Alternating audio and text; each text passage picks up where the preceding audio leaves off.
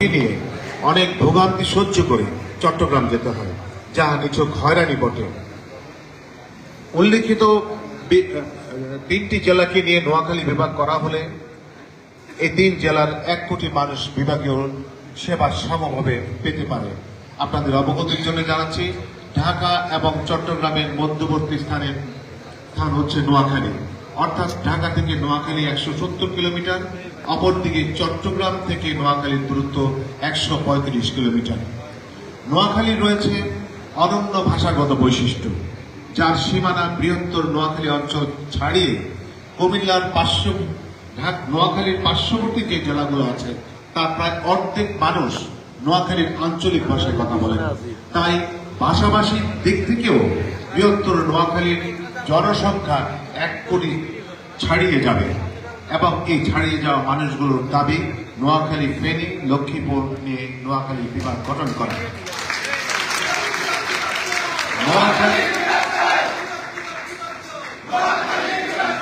নোয়াখালী, ফেনী, লক্ষ্মীপুর জেলার মানুষের সংস্কৃতি ও যাতায়াত সুবিধা বিবেচনা করে নোয়াখালী বিভাগ প্রতিষ্ঠা করলে অত্র অঞ্চলের প্রায় 1 কোটির উপর মানুষের চাকরি, ব্যবসা বাণিজ্য, প্রশাসনিক কার্যক্রম আরও দ্রুততর সাথে সক্ষম হবে এবং ব্যবসা বাণিজ্যের প্রসার ঘটবে বলে আমরা এবং সুধীজনেরা বিশ্বাস করি। বাংলাদেশ পরিসংখ্যান ব্যুরো 2024 সালের জরিপ অনুযায়ী বাংলাদেশের সবচাইতে ধনী জেলা হচ্ছে নোয়াখালী এবং সবচেয়ে কম দারিদ্র্যপূর্ণ এলাকা হচ্ছে নোয়াখালী। নোয়াখালীতে দারিদ্রতা নেই বললেই চলে।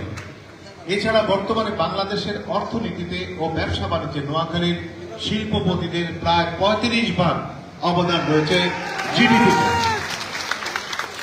আপনারা নিশ্চয়ই জানেন, জিডিপি বাংলাদেশের একটা অর্থনৈতিক সিম্বল। সেখানে 35% অবদান হচ্ছে নোয়াখালীর শিল্পপতিদের এবং নোয়াখালীর যারা বাণিজ্যের সাথে জড়িত। বর্তমানে বৃহত্তর নোয়াখালীর প্রায় 10 লক্ষাধিক মানুষ মধ্যপ্রাচ্য, যুক্তরাজ্য এবং ইউরোপ সহ বিশ্বের বিভিন্ন দেশ হতে বৈদেশিক মুদ্রা তথা রিমিটেন্স পাঠিয়ে আমাদের দেশের বৈদেশিক মুদ্রার রিজার্ভ ব্যাপক হারে বাড়াচ্ছে, আর তাতে আমাদের রাষ্ট্র হচ্ছে অর্থনৈতিকভাবে শক্তিশালী। তাছাড়াও ঢাকায় অবস্থানরত নোয়াখালীর শিল্পপতিদের ব্যবসায়িক সফলতায় একদিকে বিপুল রাজস্ব সরকারকে দিচ্ছে, অন্যদিকে বৈদেশিক মুদ্রা আনতে সক্ষম হচ্ছে। আপনাদের অবগতির জন্য আরো জানাচ্ছি যে নোয়াখালীর যারা প্রথম শীর্ষ 20 জন ব্যবসায়ী ঢাকা বাংলাদেশে, তার মধ্যে 11 থেকে 12 জন হচ্ছে নোয়াখালী এবং সবচেয়ে বেশি রাজস্ব আদায় হয় নোয়াখালীর সন্তানদের কাছ থেকে। সঙ্গত কারণে এবং বাংলাদেশের শিল্পপতিদের 1 নম্বরও নোয়াখালী এবং হাইয়েস্ট যদি আপনি রেভিনিউ দিয়ে থাকেন সেটাও হচ্ছে নোয়াখালী। সেজন্য বলছি, নোয়াখালীর সঙ্গত কারণে নোয়াখালী বিভাগ গঠন যৌক্তিকভাবে অপরিহার্য। প্রাকৃতিক দুর্যোগপূর্ণ উপকূলীয় অঞ্চল হিসেবে নোয়াখালী বিভাগ গঠন হলে অত্র অঞ্চলের কোটি মানুষের জীবন মানের উন্নয়ন ঘটবে এবং আঞ্চলিক বৈষম্য কমে আসবে বলে এলাকার সুধীজন মনে করেন। ইতিমধ্যে সরকার নৌ পরিবহন মন্ত্রণালয় হতে নোয়াখালীর স্থলভাগের সাথে যুক্ত হাতিয়ায় উপকূলীয় নৌবন্দর স্থাপনের গেজেট জারি করেছেন। লক্ষ্মীপুর জেলার মজু চৌধুরীর হাটে স্থাপিত হয়েছে নৌবন্দর, আর ফেনীর সোনাগাজীতে স্থাপিত হয়েছে স্পেশাল ইকোনমিক জোন। আর এখন নোয়াখালীতে রয়েছে নোয়াখালী বিজ্ঞান ও প্রযুক্তি বিশ্ববিদ্যালয়, Noakhali medical college, Noakhali textile engineering college সহ অনেক উচ্চ শিক্ষা প্রতিষ্ঠান।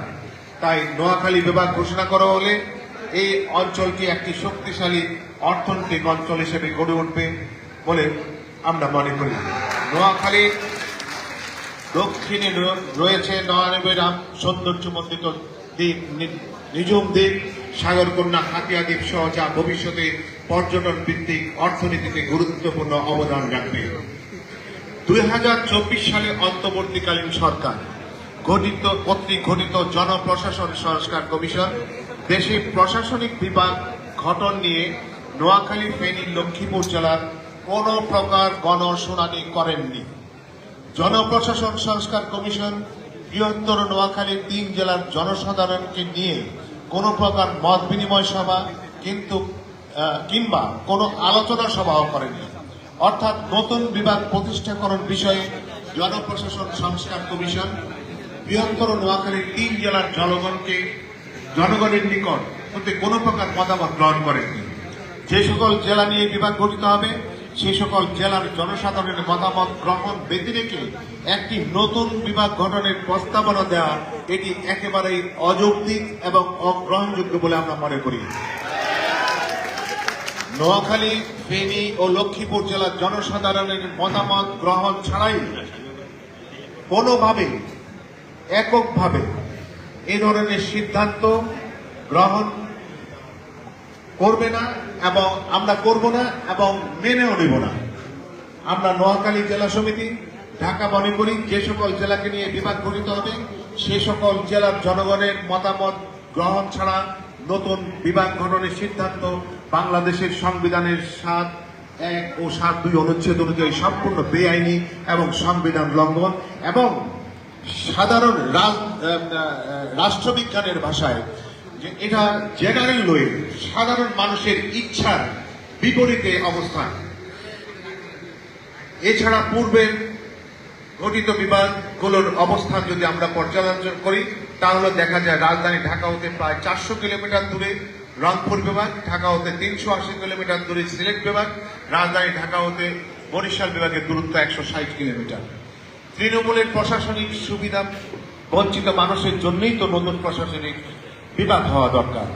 নোয়াখালী, ফেনী, লক্ষ্মীপুর জেলা সমূহকে নিয়ে নোয়াখালী বিভাগ গঠনের সময় অত্যন্ত যুক্তিসঙ্গত দাবি।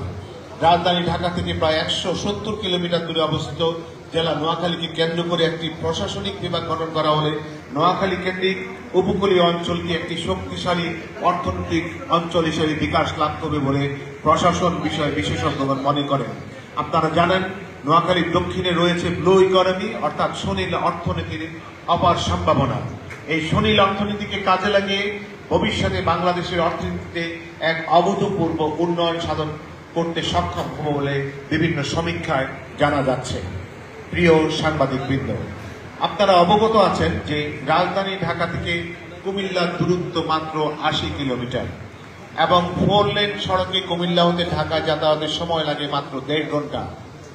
রাজধানী ঢাকা হতে মাত্র 35 কিলোমিটার দূরে কুমিল্লার দাউদকান্দি উপজেলা, যাহা রাজধানী ঢাকা হতে মাত্র 30 মিনিটের পথ। সুতরাং রাজধানী ঢাকা লাগোয়া অর্থাৎ ঢাকার 35 কিলোমিটার পরেই আরেকটি প্রশাসনিক বিভাগ গঠন করার যৌক্তিকতা আছে কিনা সেটা আপনাদের কাছে আমরা ছেড়ে দিচ্ছি এবং যৌক্তিকতা নেই বলে আমরা প্রশাসন বিশেষজ্ঞগণ মনে করেন। এদিকে কুমিল্লা জেলা সদর হতে মাত্র 6-7 কিলোমিটার পূর্ব পাশেই বিবির বাজারে ত্রিপুরার সোনামুড়া বাজার। তাই সঙ্গত কারণে ভারতের সীমান্ত লাগোয়া এলাকায় উচ্চ পর্যায়ের প্রশাসনিক দপ্তর স্থাপন দেশের প্রতিরক্ষার জন্য কোনোভাবেই সমর্থনযোগ্য নয়। মহান ভাষা আন্দোলনে নোয়াখালীর ভূমিকা অনন্য, সেটা আপনারা অবহিত আছেন। এরপরে 1971 সালে স্বাধীনতা যুদ্ধে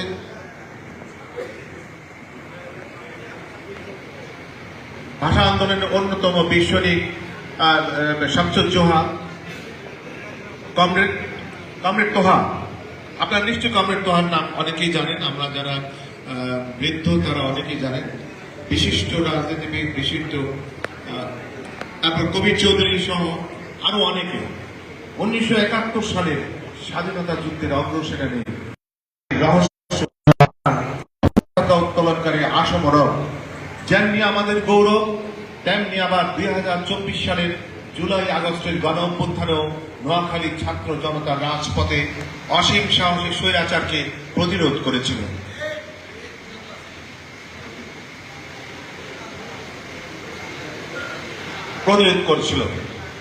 এছাড়াও বাংলাদেশের সবচেয়ে জনপ্রিয় নেত্রী আপনারা জানেন, বৃহত্তর নোয়াখালীর ফেনী আমাদের বেগম খালেদা জিয়া। এটা তো অস্বীকার করা যাবে না, তিনি এদেশের একজন প্রথম সারির প্রথম নেতা। সেই হিসেবে তিনি তারও জন্মভূমি এই বৃহত্তর নোয়াখালীর মাটিতে। আমি 24-এর কথা বলছিলাম, 24 জুলাই আগস্টের কথা। ঢাকার রাজপথে বুকে তাজা রক্ত ঢেলে দিয়েছে নোয়াখালীর বেগম, শুধুমাত্র বেগমগঞ্জের প্রায় 9 জন শহীদ হয়েছেন। এছাড়া জুলাই গণ অভ্যুত্থানে নোয়াখালী, ফেনী, লক্ষ্মীপুরের 20 জনেরও,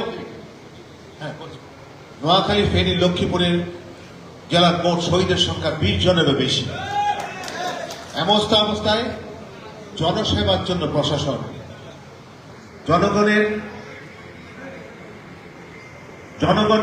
জনগণের যাতায়াতের সুবিধাকে সহজ করে দেওয়ার জন্য এবং তৃণমূলের জনগণের দৌড়গোড়ায় বিভাগীয় প্রশাসনিক সেবা পৌঁছাতে রাজধানী ঢাকা হতে প্রায় 170 কিলোমিটার দূরে অবস্থিত সুপ্রাচীন জেলা নোয়াখালীকে উপরোল্লিখিত 3 জেলা নিয়ে নোয়াখালী বিভাগ প্রতিষ্ঠা করার জন্য আমরা নোয়াখালীর সর্বস্তরের জনগণের পক্ষ থেকে মাননীয় প্রধান উপদেষ্টা মহোদয়ের নিকট আপনাদের মাধ্যমে, আমাদের সাংবাদিকদের কথা বলছি, আপনাদের মাধ্যমে আকুল আবেদন জানাচ্ছি আপনাদের কাছে।